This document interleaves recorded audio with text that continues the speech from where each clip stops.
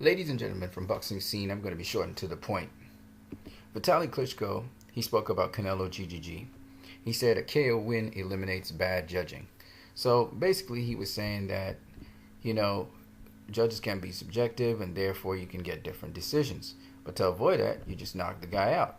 In fights of types like Canelo versus Golovkin, you have always to expect a lot of emotion because it's a fight where both boxers have a lot of ability. But bad decisions have always been present in boxing, and there's always someone who's not happy with the result. Only now there are a lot more bad decisions happening. But if you can knock out your opponents, you'll never have problems with judges. Right there, a small, easy answer to the problem. And Suleiman was talking about getting technology in there. Now, this article was done October the 8th, which was yesterday. Now, this article, on the other hand, is about Virgil talking about Canelo. This was yesterday as well, Sunday, and I follow it up with his next article, which was the day before, the Saturday. Now, both of these articles are really sad because to hear it from Virgil Hunter, in light of what happened with Andre Ward and Sergey Kovalev, it's really sad when I see somebody being hypocritical. Anyway, Virgil Hunter said Canelo must stand ground in every round to beat GGG. And he goes on to say the day before, Canelo has no way out. He must face Golovkin again. Let's go into both articles and what he said. So the first one was the most recent one, in which he says this. I'll put it this way. If Canelo's going to win, he's going to have to fight a different fight than what he fought before. I think if Canelo fights the same fight, they're going to see it the same way. Not to say that he's not being successful, but in order to make it clear, he's going to have to stand his ground in every round. If he's able to do that, then he's got a great chance of winning. If he can't, it's the same kind of fight, and then people will tend to look at it the same way, unless he's so devastating in his counterpunching. I can't see being any other way but the way the first fight was, he told On the Ropes Radio. He disagrees that a boxer any age can improve, make adjustments, and come back better. People are always going to have their say, so if you want to be logical, that's a logical way to think. That's not a wrong way to think, but you can't underestimate a fighter of Golovkin's caliber. To say that Golovkin didn't learn anything in that fight would be absurd. To say he doesn't have any room to improve is absurd. They say Canelo is younger and has more room to improve, but I don't see where age makes a difference in improvement. If that's the case, then younger fighters would be running the game, and we wouldn't have Bernard Hopkins lasting until he's 40. You mean 50. Floyd lasted until he was 40. There's also room to grow regardless of your age. As long as you're in the game, there's always some things you can improve on. I see it as a 50-50 fight. I'm sure both guys will make adjustments and they need to make it, and it'll probably turn out to be a better fight. I can't believe Virgil Hunter's saying something like that, but hey, it's one of those things, I thought of Andre Ward versus Sergey Kovalev. It was supposed to be a 50-50 fight, the second fight around, but Andre Ward is a smart fighter, and he knows he beat Sergey Kovalev the first time, and Canelo knows he beat GGG the first time. I'm surprised that I hear this kind of talk from Virgil Hunter, he being one who deals with intelligent, smart boxers. To see GGG being tagged up like that and still, at the end of the day, say what he said is kind of sad. No, Canelo just needs to make it more obvious. He doesn't have to fight GGG in the center of the ring all the time. He can also move around the ring. He doesn't have to move around as much. He can fight him in the pocket. And let's see if he can get the stoppage. That's the question. He hasn't stopped anybody at middleweight or higher. Virgil Hunter says that Canelo has no way out. He must face Golovkin again.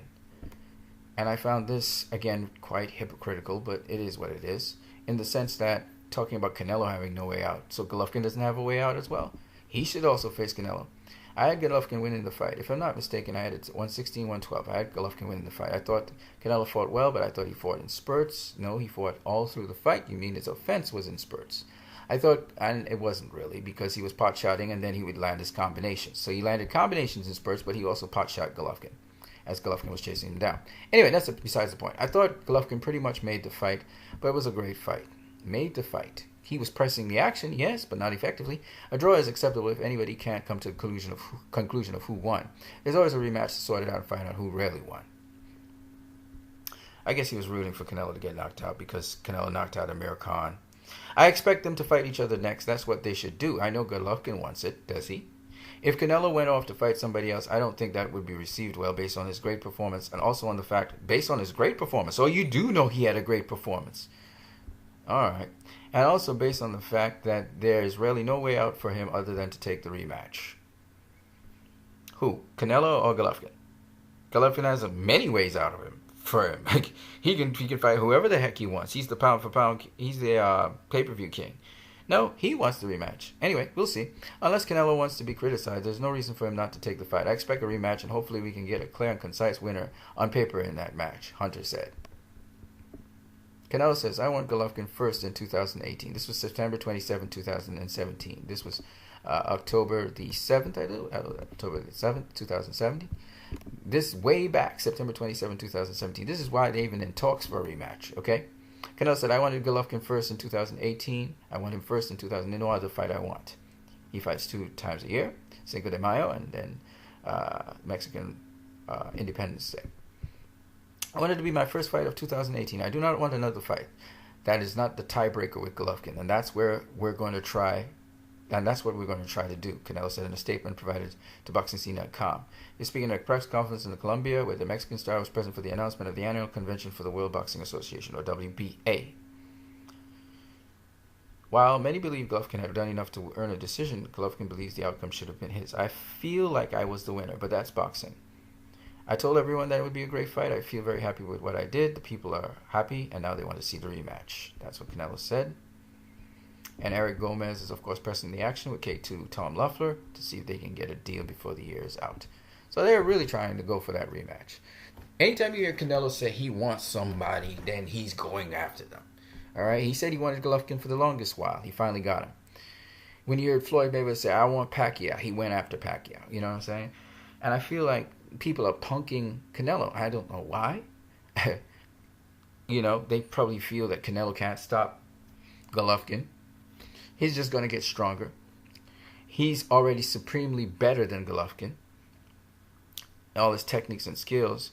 As to Virgil Hunter saying that Canelo has to fight Golovkin in the center of the ring or stand his ground, he doesn't have to do that. He don't have to do squat with Golovkin. He can do whatever he wants.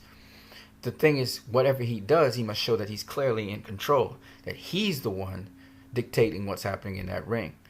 So, for instance, if he allows Golovkin to walk him back to the ropes, while he's on the ropes, he should switch the tables and have Golovkin on the ropes, and let's see how Golovkin fares against the ropes. So that would be a nice little trap. You know, Sean Porter did something like that to Adrian Broner. So whatever Canelo does in the fight, he must seem like the guy in control. If you're setting a trap for Golovkin, a right uppercut's not enough. You have to beat him up a bit to the body, to the head, flip the script, make him be backed up against the ropes, and beat him up against the ropes. You know what I'm saying? Then take him to the center of the ring, beat him up in the center of the ring. Back him back to the center of the ropes. Let's see how he performs getting back.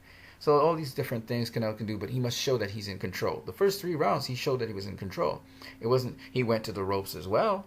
You know, in the very first round, he was circling Golovkin on the ropes. So you can use the ropes, Mr. Virgil Hunter. You should know this because Andre Ward used the ropes when he was going against Sergey Kovalev. Then he went to the body. Then sometimes he had Sergey Kovalev hunting him down. Then he flipped the script on him. So you can do these things. Again, a guy with some experience as Virgil Hunter, he must have an axe to grind with Golden Boy and Canelo, which is why he wants Golovkin to win.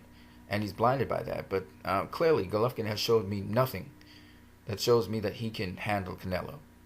The best Golovkin that we've seen was the Golovkin we saw against Canelo. And he ain't going to get no better. He's going to try and make some adjustments to try and go to the body. He's going to try and do different things. He's too damn slow. He's going to work on his speed a little bit and all of that. But he doesn't have the skill set that Canelo has. And as to Canelo's stamina, that's not a problem. Canelo doesn't have a stamina problem. He has a foot movement problem. His feet are not used to moving that much, and he has to be more economical with his foot movements even more. And he should be able to take breaks in the pocket. He should be able to stay in the center of the ring, take breaks against his opponent if he has to. That's how he should do it, pace himself. He's very explosive with combinations, but then for the rest of the fight, he uses his defense and pot shots. That's what he does. But he should not allow Golovkin to push him to the ropes, that's all. He should dictate when he wants to go to the ropes, and he must come off the ropes. He mustn't stay too much on the ropes. He must come off the ropes.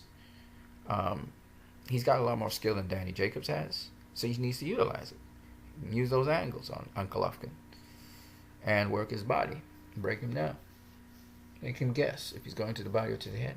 Those kinds of things. Anyway, that's what I got to say. You guys have a great one.